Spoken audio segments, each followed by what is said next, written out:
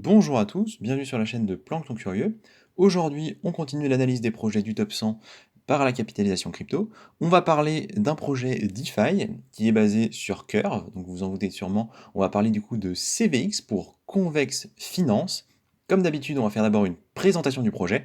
On parlera de la technologie, du produit qu'il propose. On parlera bien évidemment de la tokenomique pour voir comment ça se passe de ce côté-là. Je pense que c'est le point le plus important. On fera un résumé global, selon mon point de vue, mes critères, donc les forces et les faiblesses du projet, si c'est ou pas, selon moi, pertinent d'investir dedans, parce que c'est cette optique-là qui nous intéresse avant tout. Est-ce qu'on va acheter ou pas? Et on ira voir graphiquement à quoi ça ressemble pour ceux qui, quelle que soit ma conclusion, souhaiteraient éventuellement rentrer dessus. On commence tout de suite, du coup, avec la présentation. Convex Finance, au moment où je fais une vidéo, enfin cette vidéo, ça vaut presque 6 dollars pour un token en 90e position. Capitalisation autour de 450 millions de dollars et des volumes autour de 10 millions. Donc on voit que c'est des petits volumes, mais c'est une réalité pour tout le marché crypto. Là, depuis la baisse de la fin de semaine dernière, globalement, on est sur un marché crypto où il se passe pas grand-chose. Qu'est-ce que c'est du coup CVX? Et bah, Convex Finance, c'est une plateforme qui est basée sur Curve, ça vous l'aurez compris. Donc Curve, c'est un protocole DeFi, et l'idée, ça va être d'optimiser les rendements. Voilà. Quand on a dit ça, vous avez globalement l'idée. L'idée, c'est de gagner plus d'argent. On ira voir après comment ça marche, comment on fait pour optimiser. Donc on est sur une forme de stacking renforcé. Et c'est parfois dénommé comme un protocole de seconde couche. Donc voilà, je vous donne le terme. Ça a été fondé en 2020, c'est listé depuis mai 2021. Sachez que l'équipe est anonyme, donc on ne sait pas qui développe et qui s'occupe globalement du protocole, qui le gère. Et petit point en plus, il y a une activité en parallèle avec Frax, donc en plus de l'activité sur Curve, il y a quelques liens avec Frax dont on a déjà parlé. Ils ont notamment un stablecoin. Au niveau de l'ICO, je n'ai pas trouvé les montants qui ont été investis dans ce protocole-là. Je ne sais pas ce qui s'est passé exactement, je n'ai pas de chiffres. Notez quand même qu'on a pu retrouver cette information-là, c'est de l'info CoinMarketCap, au niveau de l'accès aux liquidités, les gens qui ont accès aux réserves de Curve en général sur ce genre de projet, même en fait sur les échangeurs centralisés comme par exemple Binance ou autres, on a un système de multisignature, c'est-à-dire voyez votre clé Ledger, vous avez une clé privée. Bah, l'idée c'est que pour accéder au portefeuille Ledger de Convex Finance, il va falloir plusieurs personnes qui signent, du coup, qui ont des clés privées, etc. Et donc ce qui est intéressant, c'est qu'on a 5 entre guillemets, personnes qui nous sont données. Vous voyez qu'on n'a pas toute l'info. On a C2TP, je ne sais pas qui c'est, de Convex Finance. On a Wintorp de Convex Finance également, que je ne connais pas. Charlie de Curve Finance, je ne connais pas. Mais vous voyez, bon, il y a un lien officiel quasiment. On va dire qu'il y a quelqu'un de Curve Finance qui est dans les liquidités de Convex, c'est intéressant. Tommy de Voltium, bon, si vous savez qui c'est, moi non plus, je ne sais pas. Et Sam de Frax Finance. Vous voyez, Frax Finance a un point ici. En tout cas, si on n'a pas l'équipe, on a quand même ces petites informations qui sont maigres, mais en tout cas qui existent. Donc voilà globalement pour la présentation. On va passer maintenant à la partie technologique, comment ça marche, comment on fait pour gagner de l'argent. Parce que concrètement, c'est ça.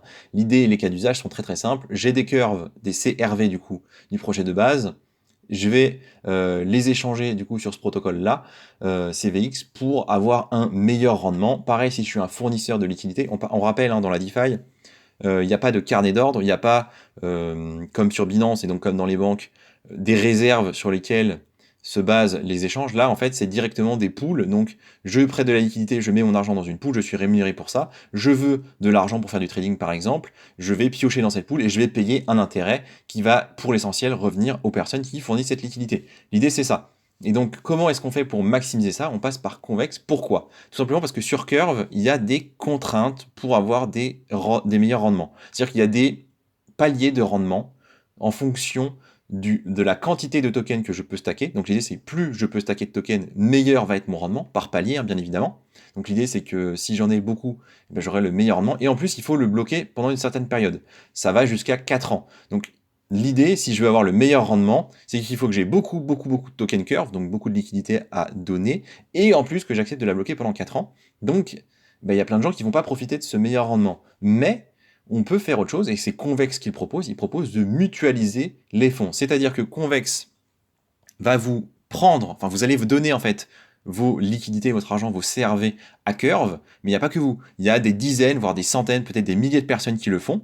Convex met tout ensemble et comme ça, il obtient les meilleurs rendements, il les bloque pendant longtemps et en échange, en termes de garantie, il vous donne un équivalent de vos tokens, donc le CVX ou le CVX CRV. un équivalent, du coup, un espèce de token synthétique qui vaut la même chose et que vous pouvez échanger plus ou moins à tout moment. Donc il y a des petites contraintes, etc. Mais voilà, vous avez l'idée. En gros, vous échangez vos vrais tokens Curve contre des, entre guillemets, faux, des duplicata, des tokens copiés qui sont du coup des CVX, des synthétiques, mais qui ont la même valeur, que vous pouvez échanger à une valeur de 1 pour le même token. Vous profitez de l'offre de rendement maximale sans avoir les conditions, parce que du coup, vous avez mutualisé le fonds. C'est juste ça l'idée, voilà, c'est pas plus compliqué que ça. Et en soi, pourquoi pas, c'est une bonne idée. Apparemment, ça fonctionne. Maintenant, je pense qu'il y a aussi un certain nombre de contraintes, notamment au niveau de la gouvernance de Curve. S'ils décident par exemple qu'il n'y a plus besoin de bloquer pendant 4 ans, ou qu'il n'y a plus besoin d'avoir énormément de tokens pour avoir les meilleurs rendements, bah, tout de suite l'intérêt de CVX baisse tout de suite. Donc, j'ai envie de dire, il faut quand même faire attention, mais pourquoi pas, je trouve que l'idée est plutôt bonne. Maintenant, au niveau de la tokenomique, bon, bah, ça va être des choses très simples, hein. Alors, on voit quand même qu'il y a une offre max, c'est-à-dire qu'ils se sont dit, il n'y aura pas plus que 100 millions de tokens CVX, et que d'ailleurs, l'offre totale est réduite. Donc, il y a un burn qui est fait au fil du temps. Donc, vous voyez, ils ont burn déjà sur l'offre max presque 3%, donc c'est quand même pas mal. Et vous voyez que l'offre en circulation, c'est un peu moins. Donc, il y en a un peu à émettre encore. L'idée, du coup, ça va être de toute façon de suivre ce que fait le token de base. On va quand même regarder la répartition. Donc il y a 50% en curve LP reward, hein, donc dans les liquides des pools, du coup, complètement en récompense, quoi. 25% pour ce qu'ils appellent liquidity mining. Ils ont gardé presque 10% en trésorerie, donc ça c'est quand même notable. Le reste, ça reste assez fin. On a quand même 10% qui vont pour la team convexe. Voilà, notez-le quand même. Il y a donc 10 millions de tokens qui leur reviennent. Euh, à la valeur que ça vaut actuellement, c'est quand même pas négligeable. Donc c'est logique, hein, la team va se rémunérer quand même sur la chose et sur le développement pour permettre le développement de leur projet. Donc voilà, il n'y a pas grand chose à dire, hein, sur la tokenomique, hein. Le token, vous avez bien compris à quoi il servait, hein. C'est tout simplement une valeur d'échange qui vaut du 1 pour 1 pour du curve et qui permet de faire la liquidité pour les gens qui stackent, hein. C'est très très simple en fait comme mécanique. Pas grand chose de plus à dire du coup. Donc globalement, qu'est-ce qu'on peut dire au niveau des forces et des faiblesses du token? Et je parle bien évidemment en tant qu'investisseur, hein. Nous, ce qui nous intéresse, c'est est-ce qu'on va ou pas acheter ce truc-là? Donc l'offre est simple et efficace. C'est beaucoup plus simple d'investir dans quelque chose qu'on comprend. Ça peut attirer beaucoup d'utilisateurs, notamment si Curve se développe beaucoup. Et on sait que Curve, c'est quand même un des principaux protocoles. Et donc l'idée, c'est que ce sera un token qui sera toujours utile tant que Curve existera. En tout cas, tant que Curve aura les conditions actuelles de stacking. Donc ce qu'il faut comprendre, c'est que Curve a un vrai pouvoir sur CVX en termes de contrôle, en termes de gouvernance, etc. Parce que c'est vraiment les conditions sur Curve qui font que CVX existe, et le jour où la gouvernance de Curve décide que les conditions sont différentes, CVX peut perdre tout son intérêt. Donc il faut quand même faire attention. Il y a eu ce qu'on appelle la guerre pour les tokens Curve avec Yearn Finance, donc il y a un gros concurrent qui est Yearn Finance qui propose des choses plus ou moins similaires. Et donc il y a eu, en fait, la question c'était qui allait capter du coup les liquidités. Et notez du coup, comme je l'ai dit, qu'on est complètement dépendant de l'existence de Curve. Donc ça c'est le gros point négatif, hein, évidemment. Vous achetez un token qui va dépendre de l'activité d'un autre projet et de l'existence d'un autre token. Le jour où il y a un problème sur Curve, c'est fini, hein, CVX. Je veux dire, si Curve, il y a des crashs, il y a des hacks ou quoi, que le projet est pu utiliser, CVX ne sert plus à rien, il faut le savoir, hein. C'est quand même la réalité. À part s'il diversifie son activité, donc je vois qu'il y a un truc avec Frax, s'il va faire ça sur d'autres protocoles, etc., ça peut lui permettre de se diversifier, et peut-être que c'est ça l'orientation qu'il faudrait prendre, mais en tout cas, c'est eux qui décident, pas moi. Dans l'immédiat, ils sont basés sur Curve, et donc attention quand même, parce que le jour où Curve n'existe plus, ce truc-là n'existe plus non plus.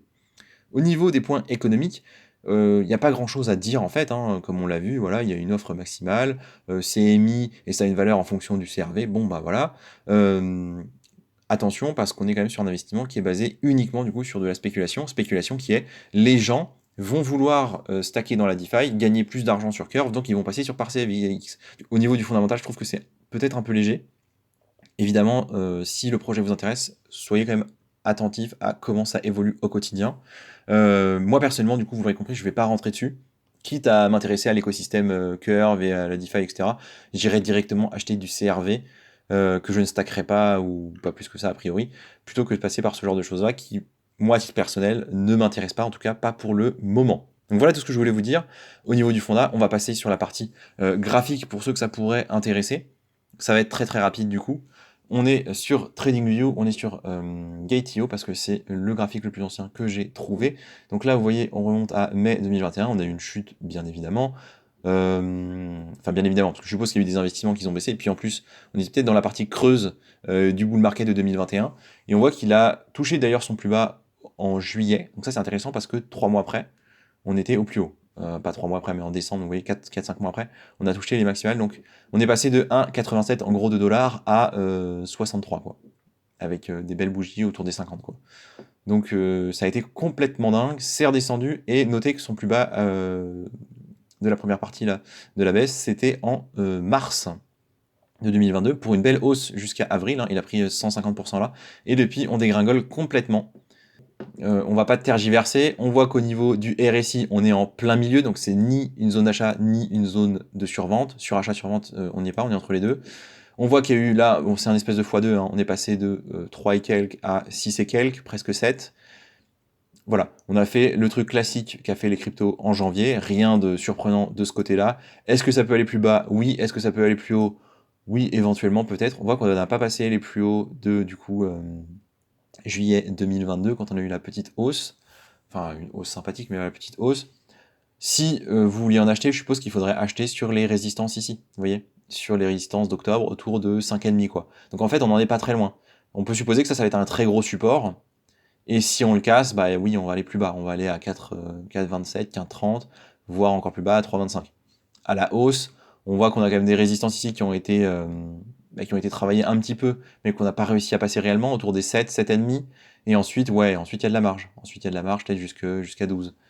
Donc, si vous avez envie de parier dessus, pourquoi pas. Personnellement, je pense que là, on est plutôt dans une phase où le marché se calme, va peut-être glisser un peu avant de repartir. J'aurais tendance à attendre, peut-être attendre si vous voulez acheter dessus les 4,5. C'est que mon point de vue à moi, hein, Avant de partir, on va juste regarder les moyennes mobiles. Du coup, qu'est-ce qu'on voit? Bon, en weekly, on voit pas grand-chose, donc on va aller voir en daily.